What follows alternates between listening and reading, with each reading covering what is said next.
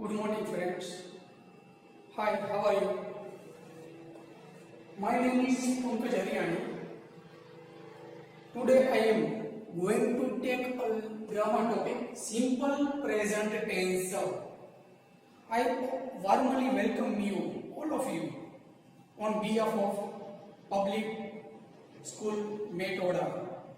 Let's start this topic, simple present tense. સાદો વર્તમાન કાળ. સાદા વર્તમાન કાળનો ઉપયોગ ક્યારે કરવામાં આવે છે? ટોટલ આપણને ખ્યાલ છે 12 કાળ છે. Simple tenses 3, continuous tenses 3, perfect tenses 3 અને કન્ટિન્યુઅસ પરફેક્ટ ચાલુ પૂર્ણ એ પણ 3 છે. 3 ચોક 12 કાળ છે. સાદો વર્તમાન કાળ, સાદો ભૂતકાળ, સાદો ભવિષ્યકાળ, એ 3 સાદા કાળ. ચાલુ કાળ તો ચાલુ વર્તમાન, ચાલુ ભૂતકાળ, ચાલુ ભવિષ્યકાળ, તો એ 3 તે ચાલુ કાળ. ક્રિયા ચાલુ છે દર્શાવવા માટે. ક્રિયા પૂરી થઈ ગઈ છે, ક્રિયા પૂરી થઈ ગઈ હતી, ક્રિયા પૂરી થઈ ગઈ હશે એવું દર્શાવવા માટે પૂર્ણ કાળનો યુઝ થાય છે. પરફેક્ટ ટેન્સીસ એમાં પણ 3 કાળ છે. પરફેક્ટ ટેન્સીસમાં પૂર્ણ વર્તમાન, પૂર્ણ ભૂતકાળ, પૂર્ણ ભવિષ્યકાળ. ચાલુ પૂર્ણ વર્તમાન કાળ, અમુક સમયથી ક્રિયા ચાલુ છે, અમુક સમયથી ક્રિયા ચાલુ હતી, અમુક સમયથી ક્રિયા ચાલુ હશે. ચાલુ પૂર્ણ કાળ, ચાલુ પૂર્ણ વર્તમાન, ચાલુ પૂર્ણ ભૂતકાળ અને ચાલુ પૂર્ણ ભવિષ્યકાળ. ટોટલ 12 કાળ છે. બરાબર? ભાષાની અંદર જે યુઝ થતા હોય એમાંથી મોટે ભાગે 10 કાળનો તો આપણે યુઝ કરીએ છીએ. બરાબર? એ 10 કાળમાંથી અગત્યનો એક જે કાળ છે એ સૌથી અગત્યનો, માત્ર અગત્યનો છે, ભણવા પૂરતો જ આપણે શીખવાનો છે એટલા પૂરતું જરૂરી નથી.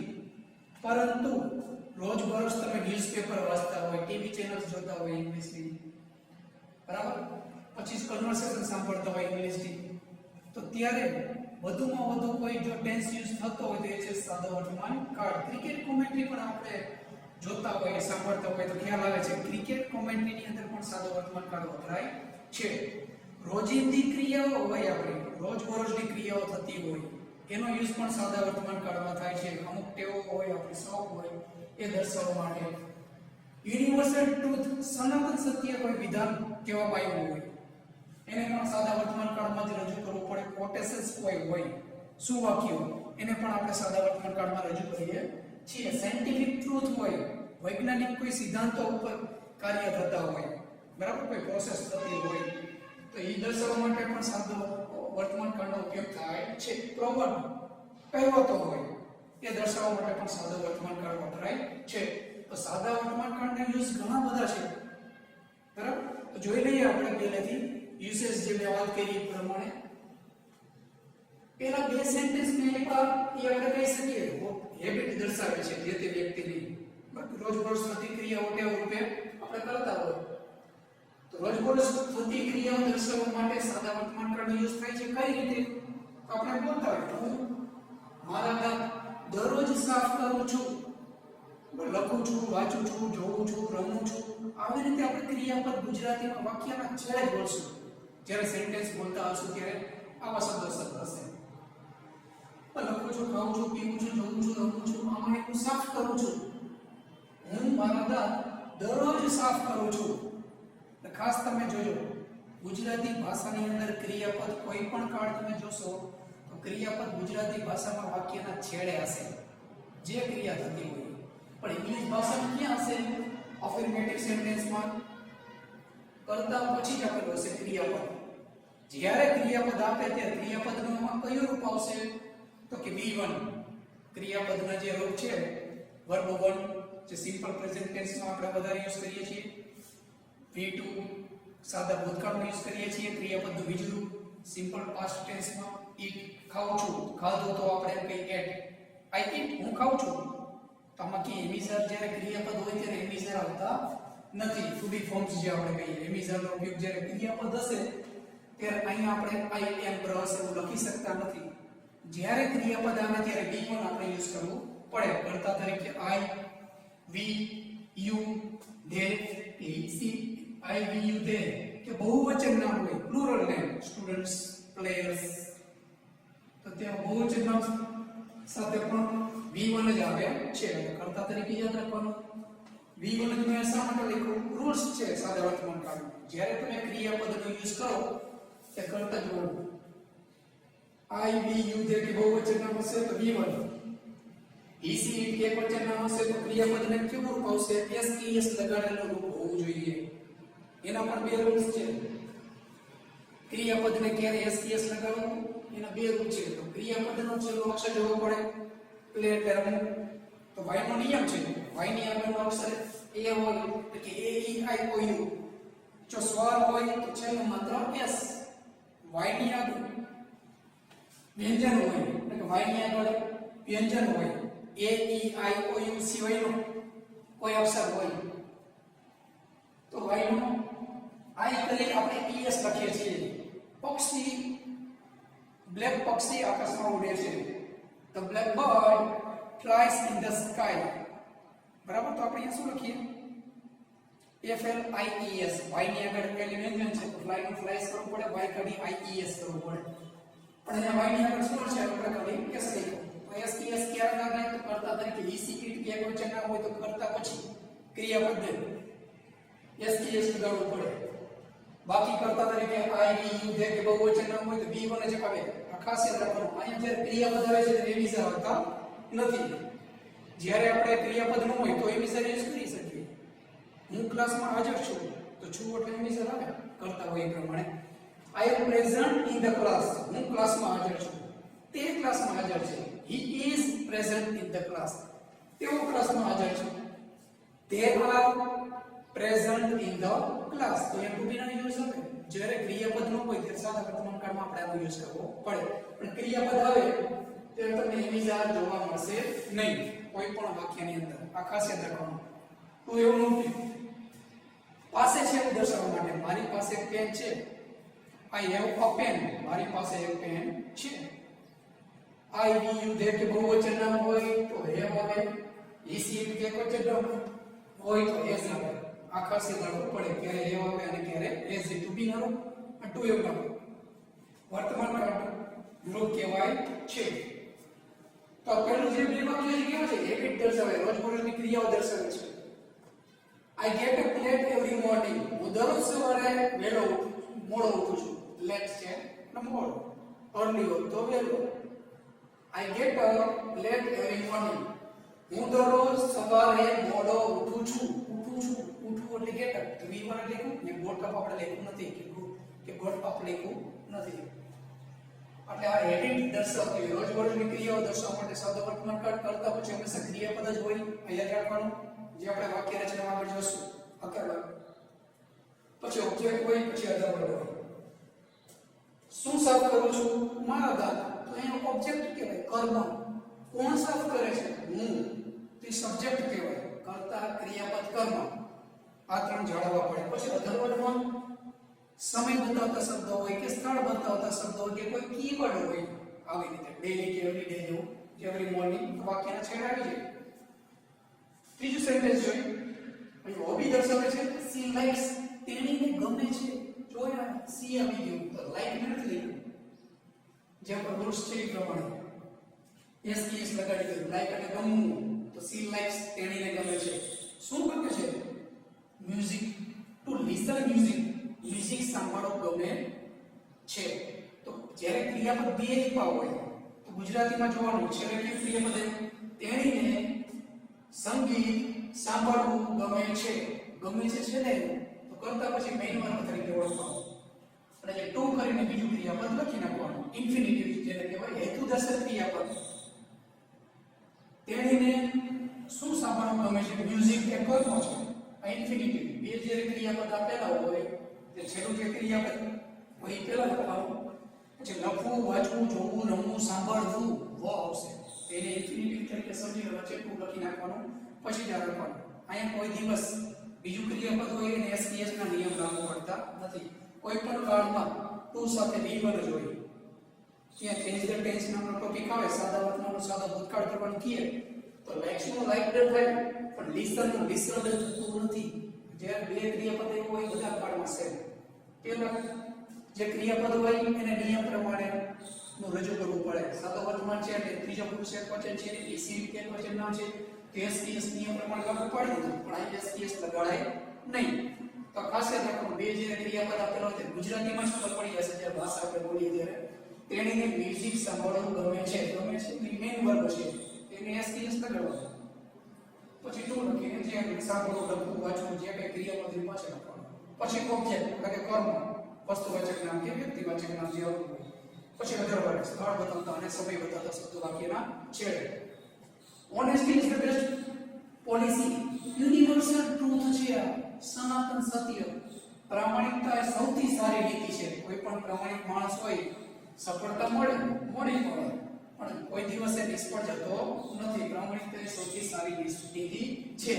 તો કાર્ડ ચેન્જ કરવાનું થાય અહીંયા સાદા વર્તમાનનો સાદો ભૂતકાળ કરીએ તો રોજ અહીંયા કરાય નહીં. હંમેશા સનાતન સત્ય વાક્ય હોય એ બધા સાથે ટુ બીના રૂપ હોય કે ટુ એવના રૂપ હોય કે ડી વન કેસ કેસ વાળા રૂપ હોય, પણ કોઈ દિવસ ભૂતકાળમાં રજૂ કરાતા નથી. તો સનાતન સત્ય વાક્ય છે, હંમેશા સાદા વર્તમાન કાળમાં જ હોય. કાં તો ટુ બીના રૂપ આપેલા હોય, કાં ટુ એવના રૂપ આપેલા હોય, કાં તો ક્રિયાપદનું ડી વન કેસ કેસ વાળા હોય. કોઈ દિવસ બી ટુ હોતું નથી સનાતન સત્ય વાક્યમાં. પછી સાયન્ટિફિક ટ્રુથ હોય કે મેથેમેટિકલ કોઈ ઇન્સ્ટ્રક્શન્સ આપેલી હોય, બરાબર? તો એના માટે આપણે કહેતા હોય વોટર બોઇલ્સ એટ 100 અંશ. પાણી 100 ના તાપમાને ઉકળે છે. તો બોઇલ નો બોઇલ્સ ઉકળે છે, 100 ના તાપમાને ઉકળે છે. બોઇલ્ડ એવું આપણે કરી શકતા નથી. સાયન્ટિફિક ટ્રુથ છે, વિજ્ઞાન વિધાન છે, જે સાબિત થઈ ગયું છે. એ સાદા વર્તમાન કાળના છે. 1 + 1 મેક 2. 1 અને 1 2 બનાવે છે, બરાબર? 2 થાય છે. ત્યાં મેક જ આપણે વાપરીએ. મેડ એવું કરી ન શકીએ, B2 બનાવીએ કે કરીએ. એવરીથિંગ એન્ડ્સ પ્રોવર્બ, કહેવત. દરેક વસ્તુનો અંત થાય છે. દરેક વસ્તુનો દુનિયામાં અંત થાય છે. એવરીથિંગ એન્ડ્સ, દરેક વસ્તુનો અંત થાય છે. જેને જન્મ લીધો છે એનું મરણ થાય છે. Good times doesn't last forever. Don't last બહુવચન છે. ગુડ ટાઈમ્સ સારા સમય હોય, ડોન્ટ લાસ્ટ ટકતા નથી. ફોરએવર એટલે હંમેશા માટે. અહીંયા સ્પેલિંગ મિસ્ટેક છે, ઈ છે ટાઈપ કરવો પડશે, ઈ છે લખવો પડશે, રાઈટ ડાઉન ફોરએવર. EVER આવશે, ફોરએવર. દરેક વસ્તુનો અંત થાય છે. સારો સમય હંમેશા માટે ટકતો નથી. તો લાસ્ટ એટલે ટકવું, ડોન્ટ લાસ્ટ આવી ગયું. બહુવચન છે એટલે ડઝ નોટ નો આવે છે, ડોન્ટ. આ સનાતન સત્ય વાક્ય હોય, સાયન્ટિફિક રીઝન કોઈ દર્શાવતું હોય કે પછી પ્રોવર્બ હોય કે હોબી હોય કે હેબિટ હોય, સાદા વર્તમાન કાળ દ્વારા જે રજૂ થાય છે. આમાં કોઈ દિવસ સાદા ભૂતકાળ કે બીજા કોઈ ટેન્સીસનો યુઝ થતો નથી. કીવર્ડ્સ જોઈ લઈએ. આમાં કીવર્ડ્સ કેવા કામ આવે? જ્યારે આપણે ભાષા બોલીએ ત્યારે કીવર્ડ્સ કેવા આપણે યુઝ કરી શકીએ છીએ? તો કે રોજબરોજની ઘટનાઓ દર્શાવવા માટે એવરીડે, ડેઈલી, દરરોજ આપણે બોલી ઓલવેઝ, હંમેશા, જે હંમેશા કરતા પછી હોય અને ક્રિયાપદની પહેલા હોય. I always get up at 6 in the morning. હું સવારના 6 વાગે હંમેશા ઉઠું છું. ઓલવેઝ કોઈ દિવસ વાક્યના છેડે જોવા મળે નહીં. ડેઈલી અને એવરીડે ની જેમ કે સમટાઈમ્સ, ઓફન એટલે વારંવાર, અવારનવાર મારા મિત્રોને મળું છું. I often meet my friends. meet એટલે મળવું. તો I meet ની મતલબ વચ્ચે શું આવી ગયું? often. I often meet my friends. હું અવારનવાર મારા મિત્રોને મળું છું. always, sometimes એટલે ક્યારેક, often એટલે વારંવાર. આ ત્રણ વર્ડ ક્યાં આવશે કીવર્ડ તરીકે સાદા વર્તમાન કાળમાં જ્યારે યુઝ કરો ત્યારે? કર્તા અને ક્રિયાપદની વચ્ચે, એટલે કે સબ્જેક્ટ અને મેઇન વર્બ જે V1 કેસ કેસ વાળો હોય એ બેની વચ્ચે આવે. જનરલી, યુઝ્યુઅલી, રેગ્યુલરલી, આ ત્રણેય હોય. ક્યારેક વાક્યના છેડે પડ્યા હોય કે ક્યારેક વાક્યની શરૂઆતમાં હોય. શરૂઆતમાં હોય તો કોમા, અલ્પવિરામ આપેલો, પછી વાક્ય સ્ટાર્ટ કરે. જનરલી પછી અલ્પવિરામ. I read a story book. સામાન્ય રીતે હું સ્ટોરી બુક વાંચું છું. જ્યારે મને વાંચવાની ઈચ્છા થાય ત્યારે સ્ટોરી બુક કોઈ ઇંગ્લિશની હાથમાં લઈ લઉં છું અને વાંચું છું. Generally, usually, regularly. જનરલી અને યુઝ્યુઅલી સામાન્ય રીતે. રેગ્યુલરલી એટલે નિયમિત રીતે. આ બધા શબ્દો વાક્યની શરૂઆતમાં પણ આવી શકે અને વાક્યમાં છેડે તો અલ્પવિરામની જરૂર નથી. આગળ તો અલ્પવિરામ કરવું પડે. ઇફ કન્ડિશન દર્શાવે છે જો તમે મહેનત કરશો તો પરીક્ષામાં સારા માર્ક મેળવશો. If you work hard, you આવી ગયું કરતા મહેનત કરવી એટલે ક્રિયાપદ શું આવે? વર્ક હાર્ડ, સખત મહેનત કરવી. ઇફ યુ વર્ક હાર્ડ, જો તમે સખત મહેનત કરશો તો શું આવે? પણ એવું ન વિચારે ભવિષ્યકાળ છે, આ રૂલ્સ છે. ઇફ સાથે કન્ડિશન જ હોય, અને કન્ડિશન એટલે કે શરત કોઈ દર્શાવતા હોય એ સાદા વર્તમાન કાળમાં જ હોય, એટલે એની સાથે કરતા જે હોય એ પ્રમાણે ક્રિયાપદ એસ લગાડવાનો કે V1 વાળું રૂપ મૂકવાનું, બે માંથી કરતા તરીકે be you કીધું તો I be you જેમ કે બહુવચન નામ આવ્યું તો V1 જ આવે. કરતા તરીકે હું he she it એકવચન નામ કોઈ પણ લઉં કોઈ વ્યક્તિનું તો ત્યારે ક્રિયાપદ એસ લગાડવું પડે. લા થઈ if you work hard, જો તમે સખત મહેનત કરશો તો એક શરત છે, પરિણામ શું મળશે? કન્ડિશન પ્રમાણે અલ્પવિરામ. you will get, તમે મેળવશો more marks, વધારે સારા માર્ક્સ મેળવશો. you will get more marks. પહેલું વિધાન કેવું છે? કેવું થયું છે? સાદા વર્તમાનનું. if you work hard, જો તમે સખત મહેનત કરશો તો અલ્પવિરામ, પછી ભવિષ્યકાળનું કરવાનું વાક્ય you will get good marks, તમે સારા માર્ક્સ મેળવશો. આ સેન્ટેન્સ પેટર્ન ખાસ ફોલો કરવાની અહીંયા સુધી, ક્રિયાપદ સુધી. આ કઈ જોવાનું નથી. એ તો વાક્ય હકાર હોય, નકાર હોય કે પ્રશ્નાર્થ હોય, ઓબ્જેક્ટ અને અંદર હોય તો પાછળ જવાના છે. ક્રિયાપદ જે હોય એના પછી આપણે માત્ર આ બે વસ્તુ યાદ રાખવાની. કરતા પછી ક્રિયાપદ જ આવે, પછી યાદ રાખવાનું. ગુજરાતીમાં ભલે ક્રિયાપદ છેડે પડ્યું હોય, પણ ઇંગ્લિશની અંદર કરતા પછી ક્રિયાપદ મૂકવાનું થશે. કેવું મૂકવાનું થશે? મૂળ રૂપ જે તમે પાકા કરો છો. ક્રિયાપદ જવું તો go, I go to the temple every Sunday, હું દર રવિવારે મંદિરે જાઉં છું. આઈ ગો, તે જાય છે તો he goes, es લગાડવો પડે. બે નિયમ યાદ રાખવા પડે. he she કે પછી નામ આપેલું હોય ત્યારે કે બે નિયમ એક તો વાય ગોળો કીધો એ પ્રમાણે. વાય ની પહેલા વ્યંજન હોય તો વાય નો આઈ કરી es, વાય ની પહેલા સ્વર હોય તો માત્ર es. બીજો નિયમ, ક્રિયાપદના છેડે o x sh, ક્રિયાપદના છેડે o x sh ch s double s કે ડબલ z આવતા હોય તો ક્રિયાપદના છેડે જોવાનું, તો ત્યારે તમારે માત્ર s નો ચાલે. શું લગાડવું પડે? ક્રિયાપદના છેડે es લગાડવું પડે.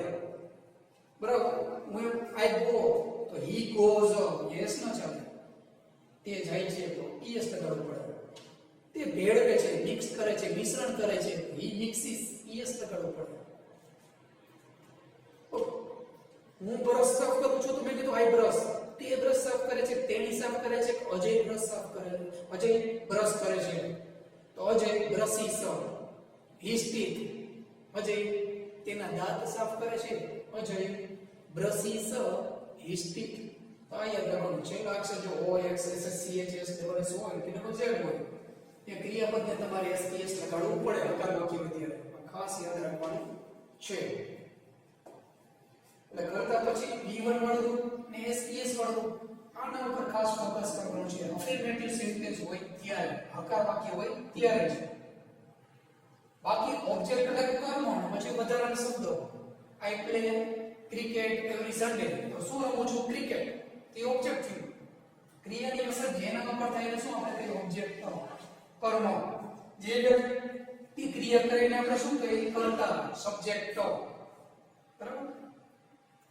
શું રમું છું? ક્રિકેટ. વાય છે I play cricket, he place cricket. The child plays games. શું રમે છે? રમતો રમે છે, ગેમ્સ, મોબાઈલ ગેમ્સ, XYZ કોઈ પણ નામ હોય, વસ્તુવાચક નામ હોય, કર્મ, ક્રિયાની સબ્જેક્ટ જેના ઉપર થાય તે ઓબ્જેક્ટ. હવે ઓબ્જેક્ટ બે પ્રકારના હોય છે. આ વસ્તુવાચકની મેં વાત કરી. હું તેને દર રવિવારે મળું છું કોઈ વ્યક્તિને. I meet him. કોને મળું છું? તેને. એનું કર્મ વિભક્તિ શું થાય? him. ત્યાં નામ પણ હોઈ શકે ઓબ્જેક્ટ તરીકે. I met him, હું તેને મળું છું. I met રાહુલ, હું રાહુલને મળું છું. તો ક્રિયાપદ પછી પણ નામ હોઈ શકે વ્યક્તિનું કર્મ તરીકે. કોને મળું છું? રાહુલને. કોને મળું છું? તેને. ક્રિયાની અસર જેના ઉપર થાય ત્યાં વ્યક્તિ પણ હોઈ શકે, તો કર્મ વ્યક્તિવાચક કહેવાય. ક્રિયાપદ પછી વસ્તુવાચક કર્મ પણ હોઈ શકે. તો ક્રિયાપદને શું જેવા પ્રશ્ન પૂછવાનો? શું રમે છે? શું ખાય છે? શું જોવે છે? કોને જેવો પ્રશ્ન પૂછો ક્રિયાપદ કોને મળે છે? તો આ પણ કર્મ. કર્મ બે પ્રકારના. અધરવર્ણમાં શું કીધું આવશે? સ્થળ બતાવતા અને સમય બતાવતા શબ્દ આવશે. બંને સાથે હોય તો પહેલા સ્થળ બતાવતા દર્શાવવાનું, પછી સમય બતાવતા, પછી આવા કોઈ કીવર્ડ હોય તો પ્રતિશબ્દ વાક્યના છેડે. નેગેટિવ તો અફર્મેટિવ આવડે તો નેગેટિવ સાવ સેમ. તમારે માત્ર એટલું જ વિચારવાનું છે કરતા પછી જે આપણે ક્રિયાપદ લખતા, કરતા પછી ક્રિયાપદ, કરતા પછી ક્રિયાપદ, કરતા પછી ક્રિયાપદ, એના બદલે હવે યાદ રાખવાનું છે કરતા પછી ડુ નોટ અથવા ડઝ નોટ યાદ રાખવાનું. ટૂંકું રૂપ આપણે શું કહીએ? ડોન્ટ અથવા ડઝન્ટ. તો ક્યાં ડોન્ટ આવશે? હવે તો તમને ખબર પડી જાય છે કે આપણે V1 જ્યાં જ્યાં આવતું હોય ત્યાં ડોન્ટ આવશે. કરતા તરીકે I he you they કે બહુવચન નામ હોય તો ડુ નોટ મૂકી દેવાનું, પછી V1 જ. કરતા તરીકે જ્યાં STS વાળું રૂપ આવતું, બરાબર, કરતા તરીકે જે STS વાળું રૂપ આવતું હોય તે શું રાખવાનું? Does not. ટૂંકું રૂપ ડઝન્ટ. પછી જેવું છે V1 ઓબ્જેક્ટ અને અધર વર્ડ. જ્યારે ડઝન્ટ આવે તે ક્રિયાપદ STS લાગતું નથી. ઇન્ટ્રોગેટિવ તો ડુ અથવા ડઝ થી તેના વાક્ય ચાલુ કરવાનું. ના પણ સેમ અફર્મેટિવ તમને આવડી ગયું હોય, નેગેટિવ માં જેમ લીધું હોય કરતા પછી ડુ નોટ અથવા ડઝ નોટ પછી V1 લખવાનું. STS નહીં આવશે નહીં. અને ECD એક વચન હોય તો ડઝ નોટ લખવું હોય, પછી STS લગાડવા જરૂર નથી. એમાં STS આવી છે, ગોવા છે, ES લાગી ગયું છે. ક્રિયાપદ મેઇન વર્બ હોય V1 જ રાખવાનું, પાછળ STS લગાડવાનું નહીં. હવે હકાર આવડે તો જેમ નકાર આવડે કરતા પછી વચ્ચે ડુ નોટ અથવા ડઝ નોટ લખ્યું પછી વાત લખ્યું. હકાર આવડે તો જ પ્રશ્ન આવડે. હકાર વાક્ય તમને લખી રહ્યું આગળ ડુ અથવા ડઝ વિચારવાનું રહ્યું તમારે. આ એમ ન કરે વર્બ આગળ ને સબ્જેક્ટ પાછળ, એવું કોઈ દિવસ ચાલે નહીં. આમાં ચાલે ટુ બી ના ઉપયોગમાં. યુ આર ક્લેવર તો આર યુ ક્લેવર ટુ બી માં ચાલે, ટુ માં ચાલે. પણ મોટે ભાગે આપણે શેમાં વર્બમાં વર્બ આપેલો હોય ત્યારે હેલ્પિંગ વર્બ ફરજિયાત મૂકવું પડે. ટુ બી ના રૂપમાં ચાલે, એમિઝર કરતા પછી આગળ લઈ પ્રશ્ન થઈ જાય. પણ જ્યારે વર્બ આપેલો હોય ત્યારે એવું ચાલતું નથી. કોઈ પણ કામ હેલ્પિંગ વર્બ હોય જ. તો આમાં હેલ્પિંગ વર્બ તરીકે શું કામ કરે? ડુ ને ડઝ. નકારમાં કરતા પછી ડુ નોટ કે ડઝ નોટ હેલ્પિંગ વર્બ તરીકે, અને હેલ્પિંગ વર્બ તરીકે ડુ અને ડઝ આમાં ક્યાં આવી જશે? કરતાની પહેલા માત્ર મૂકી દેવાના, પછી આ વાક્ય રચના ફોલો કરવાની. કરતા, ક્રિયાપદ, કર્મ, બધાના શબ્દ. છેલ્લે આપણે ક્વેશ્ચન માર્ક. ડુ કે ડઝ થી વાક્ય ચાલુ કરવાનું. તમે જે કરતા બોલવા માંગતો હોય વિચારવાનું. તે ક્લાસમાં દરરોજ, તે ક્લાસમાં દરરોજ આવે છે, તે ક્લાસમાં દરરોજ આવે છે. તો તે એટલે કોઈ પુરુષ છે તો ચાલો ડઝ મૂકી દેવાનો. તું દરરોજ ક્લાસમાં આવે છે તો ડુ મૂકી દેવાનો. ખાસ યાદ રાખવાનું. ક્યાં ડુ આવશે અને ક્યાં ડઝ આવશે, ક્યાં ડુ આવશે અને ક્યાં ડઝ આવશે. તો કરતા બોલવી પ્રમાણે તે ક્લાસમાં દરરોજ આવે છે, તે એટલે હી, અને ડઝ થી વાક્ય ચાલુ કરવાનું. Does he come in the class daily? તે ક્લાસમાં દરરોજ આવે છે. તું દરરોજ ક્લાસમાં આવે છે તો ડુ થી ચાલુ કરવાનું. Do you come in the class daily? તું ક્લાસમાં દરરોજ આવે છે. છેલ્લે ક્વેશ્ચન માર્ક. હકાર વાક્ય આવડે, નકાર પણ આવડે. શેનું છે? ડુ નોટ અથવા ડઝ નોટ. આ બે ભાગ યાદ રાખવાના. ECD કે વચન નામ હોય તો does not, I you they કે બહુવચન નામ હોય તો ડુ નોટ, પછી V1 જ યાદ રાખવાનું. હકારમાં જ માત્ર STS વર્ગ યાદ રાખવાનું કરતા સાથે. નકાર અને પ્રશ્નાર્થમાં ડુ અને ડઝ હોય તો અહીંયા V1 જ યાદ રાખવાનું. જે વાક્ય રચનામાં જે STS વર્ગ યાદ રાખવાનું નથી, માત્ર હકાર વાક્ય રચનામાં યાદ રાખવાનું. ક્રિયાપદ STS લાગશે. તો આ વાક્ય રચના થઈ. હવે આપણે જોઈ લઈએ, હજી એક વખત જોઈ લઈએ. ECD કે વચનનામમાં આપણે યાદ રાખવાનું કીધું ક્રિયાપદ સુધીનું વિધાન યાદ રાખવાનું. ઓબ્જેક્ટ પાછળ મૂકી દેશો. ઇન્ટ્રોગેટિવ હોય કે નેગેટિવ હોય કે અફર્મેટિવ હોય. ઈ પ્લેસ તે રમે છે, તે રમતો નથી તો ઈ પ્લે નોટ એવું ન ચાલે. અથવા ઈ પ્લેસ નોટ એવું ન ચાલે. પ્લેસ નોટ કરો તો ખોટું પડે. શું કરવું પડે? વાક્ય રચના પ્રમાણે કરતા પછી ડુ નોટ અથવા ડઝ નોટ. ઈ છે એટલે ડઝ નોટ આવી. શું કામ ડઝ નોટ લખ્યું? STS માં કાઢવો છે. નેગેટિવ અને ઇન્ટ્રોગેટિવ ની સેન્ટેન્સ પેટર્ન આવું કહે છે કે V1 જ રહેવું જોઈએ.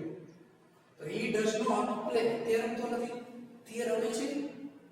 he plays તો મેં તમને કીધું આવડે છે તમને હકાર વાક્ય. તો આપણે does લગાડી દીધું. અહીંયા do લખો તો ખોટું પડે વાક્ય. બરાબર? do નહીં. I you they કે બહુવચન નામ હોય તો do આવે. તો I don't આવે. હું રમું છું તો I play. મેં કીધું ખાસ એમિઝર લખવાના નથી, છું એટલે એમિઝર અહીંયા કરતા નહીં. ક્રિયાપદ આવે ત્યારે વર્તમાન કાળમાં કોઈ દિવસ એમિઝર સાથે હોય નહીં, સાદા વર્તમાન કાળમાં. હું રમતો નથી તો આઈ પ્લે નોટ એવું કરો તો ખોટું. તો હેલ્પિંગ વર્બ ક્યાં છે સાદા વર્તમાન કાળમાં? કીધું એ પ્રમાણે હેલ્પિંગ વર્બ ડુ અને ડઝ કરતા પછી ડુ નોટ અથવા ડઝ નોટ. પ્રશ્ન હોય ત્યારે ડુ અથવા ડઝ આપણે મૂકી દેવાનો, પછી હલકા કરવાનો. ડુ આઈ પ્લે, શું રમું છું? તો આ જ્યારે ડુ અથવા ડઝ થી પ્રશ્ન પૂછે તે સામે આપણે હકારમાં જવાબ આપે. Do you play cricket? તમે એમ યસ આઈ પ્લે ક્રિકેટ, હું ક્રિકેટ રમું છું. ના કે તો નો, પછી અટકી રહો. હું ક્રિકેટ રમતો નથી, આઈ ડોન્ટ પ્લે ક્રિકેટ. ગમે ત્યારે હેલ્પિંગ વર્બ થી પ્રશ્ન પૂછે ત્યારે તમારે યસ કે નો થી આન્સર આપવો પડે. ખાસ યાદ રાખવાનું. યસ થી આપો તો અફર્મેટિવ સેન્ટેન્સ જે તે કાળની, નો થી જવાબ આપો તો જે તે કાળની નેગેટિવ સેન્ટેન્સ પેટર્ન યાદ હોવી જોઈએ આ પ્રશ્ન પૂછે ત્યારે. બરાબર? યસ અથવા નો થી જવાબ આપવો પડે. શું હું ક્રિકેટ રમું છું? શું તું ક્રિકેટ રમે છે? શું એમ બોલી છે, પણ ત્યાં આપણે વોટ લખાતું નથી, કોઈ વસ્તુ વિશે જાણવું નથી. માત્ર ગુજરાતી ભાષામાં આપણે યસ કે નોમાં જવાબ આપતા હોઈએ છીએ. જ્યારે હેલ્પિંગ વર્બથી વાક્ય સ્ટાર્ટ થતું હોય ત્યારે સમજી જવાનું યસ કે નોમાં જવાબ આપવાનો છે. ડબલ્યુ સ્પેશિયલ વર્ડ હોય તો આપણે હુ પ્લે ક્રિકેટ, હુ પ્લેસ ક્રિકેટ એવો પ્રશ્ન જ્યારે પૂછે તો વ્યક્તિ નામ આપતા હોય ભૂલી જગ્યાએ. વોટ થી પૂછે વોટ ડુ યુ રીડ, તું શું વાંચે છે દરરોજ? આઈ રીડ. વોટ થી પ્રશ્ન પૂછો તો કર્મ આવ્યું, ક્રિયાપદ પછી લખી નાખવાનું. વેર થી પ્રશ્ન પૂછીએ તો સ્થળ આપણે કેવું પડે? ડુ ડઝ થી પ્રશ્ન પૂછે તો જે તે કાળ કરતા હોય એ પ્રમાણે મૂકી દેવાનું. પછી ક્રિયાપદ પછી જે જવાબ આવતો એ લખી નાખવાનો, યસ અથવા નથી. Yes I play, no I don't play. Yes અથવા નો થી જવાબ આપવો પડે. પછી વધારે શબ્દ જેમ જેમ બાકીના છે. આ બે બીજા એક્સ્ટ્રા વધારે એક્ઝામ્પલ જોઈ લઈએ. વાક્ય રચના પ્રમાણે આપણે ચાલશું જ્યાં બધી વાત કરી એ પ્રમાણે. તે દરરોજ અંગ્રેજી ભાષા ક્લાસમાં બોલે છે. મેં કીધું ગુજરાતી ભાષા બોલવાની બધાય કાળમાં ડિફરન્સ છે ભાષામાં. ક્યાં ડિફરન્સ છે? અહીંયા બોલે છે, લખે છે, વાંચે છે, જોવે છે, રમે છે, એવા જે શબ્દ સમજી જવાનું સાદો વર્તમાન કાળ છે.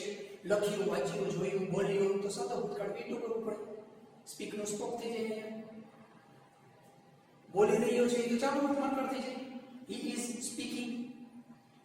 આવી રીતે બધા કાળના ઓળખવા માટે ભાષાના ક્રિયાપદ અગત્યના છે. ગુજરાતી ભાષામાં છે કે કઈ રીતે બોલે છે.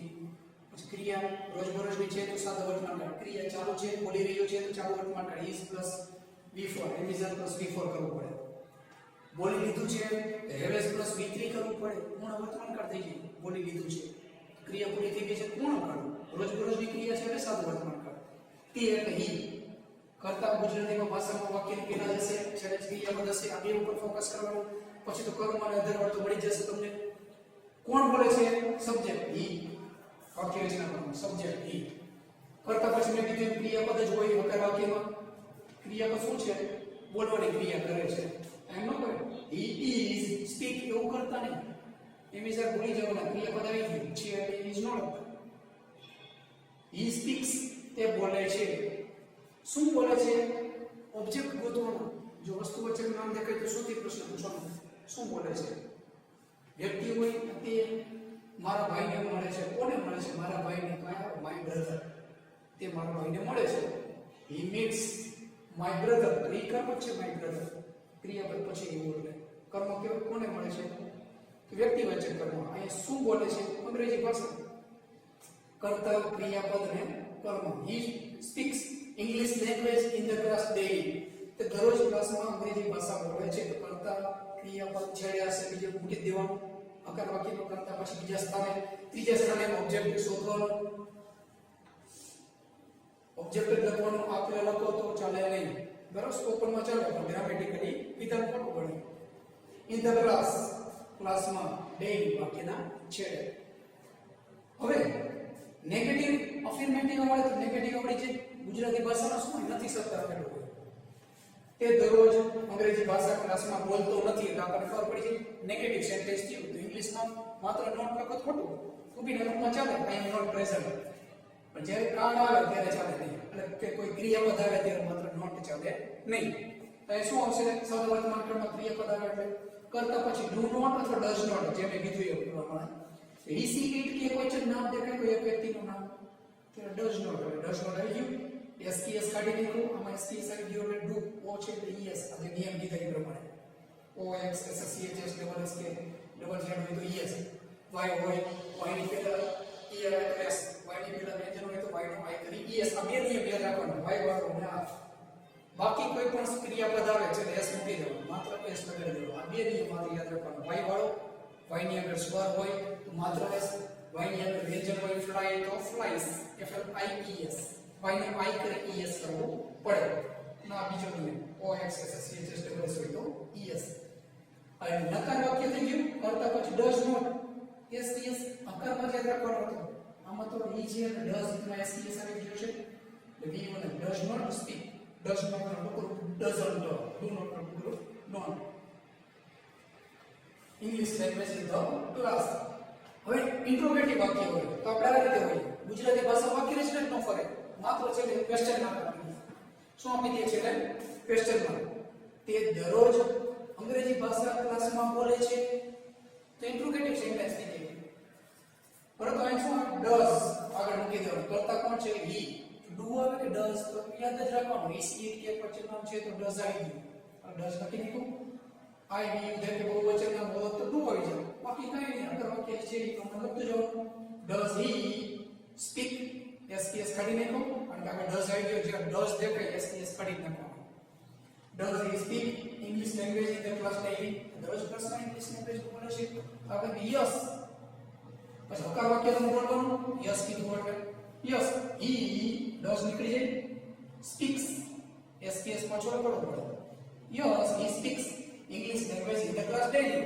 ના કહી આપણે તો નો પછી આ ફોલો કરવાની negative sentence he does not speak English language in the class daily ના તે ક્લાસમાં ઇંગ્લિશ ભાષા દરરોજ બોલતો નથી હવે એવું મેં કીધું બે ક્રિયાપદ આપેલા હોય ઇન્ફિનિટિવ નો ઉપયોગ બીજું ક્રિયાપદ કેવું સમજવાનું છેડે હોય મેઇન ક્રિયાપદ સમજવાનું બધા કાઢવા ખાસિયત લખવાનું છે જોડવું બીજું ક્રિયાપદ આવે એવું કરી લખી નાખવાનું ઇન્ફિનિટિવ લખવું ખાવું જોવું પીવું વો આવશે એટલે સમજી લેવાનું ઇન્ફિનિટિવ કહેવાય હેતુદર્શક ક્રિયાપદ મૂળ રૂપ ટુ વર્ડ એ બાળકને દરરોજ સવારે એક સફરજન ખાવું ગમે છે કરતા કોણ છે એટલે શોધવાનું સીધું વાક્ય લખવાનું ચાલુ કરો એ પ્રમાણે શોધવાનું સેન્ટેન્સ પેટર્ન યાદ રાખવી પડે બધા પ્રકારની હકાર વાક્ય પહેલા કરતા જ આવે કોણ છે કરતા એ બાળક દૂર એક બાળક બેઠું છે દૂર નજીક નથી તો ધીસ ચાઇલ્ડ કહો બાળક દૂર છે તો ધેટ ચાઇલ્ડ એ બાળક પેલું બાળક એ બાળક અથવા પેલું બાળક ધેટ ચાઇલ્ડ ચાઇલ્ડ એક વચ્ચે નામ છે